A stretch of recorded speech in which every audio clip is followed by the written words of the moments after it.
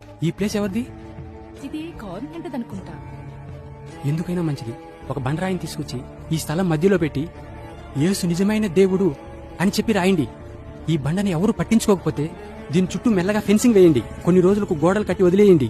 అప్పుడు గవర్నమెంట్దా కాదా అని కన్ఫర్మ్ అవుతుంది. తర్వాత చర్చి కడతాం. అలా ఈ స్థలాన్ని కబ్జా చేస్తాం. ఒకవేళ ఎంఆర్ఓ ఆఫీసర్ వచ్చి అడిగితే ఎట్లా? పాస్టర్ గారికి దేవుడు దర్శనమైండు, చర్చి కట్టమన్నాడు, అందుకే కట్టామని చెప్తాం. ఏదేమైనా మన పర్మిషన్ తీసుకోవాలి కదా. ఆంధ్రప్రదేశ్ లో ఉన్న చర్చిలన్నిటికీ కలెక్టర్ పర్మిషన్ ఉందనుకుంటున్నారా? అందరూ ఇలా కబ్జా చేసి కట్టిందే. ఒకవేళ అక్రమ చర్చిలని గవర్నమెంట్ వాళ్ళు కూల్చేస్తే?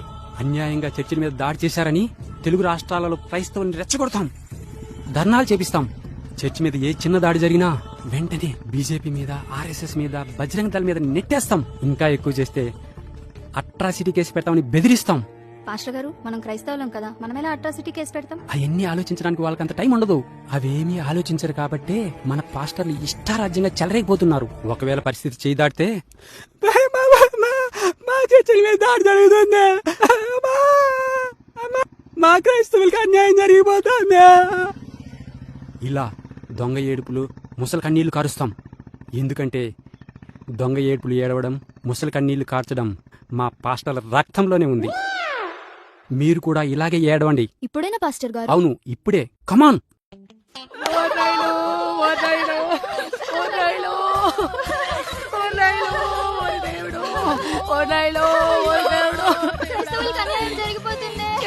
ఏంటి ఏడుపులు? ఇలా ఏడిస్తే సోషల్ మీడియాలో మన మీద సానుభూతి పెరగదు. ఇంకా గట్టిగా ఏడవాలి.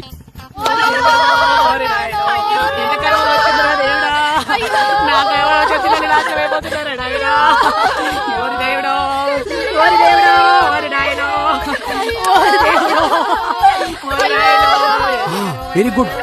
ఇలాగే ఏడవాలి. ఎస్, ఇలాగే ఏడవాలి. రోజు ఇలాగే ప్రాక్టీస్ చేయండి. మన చర్చి మీద ఏ దాడి జరిగినా ఇలాగే ఏడుపులు ఏడ్చి గవర్నమెంట్ దిగుచ్చేలా చేయాలి.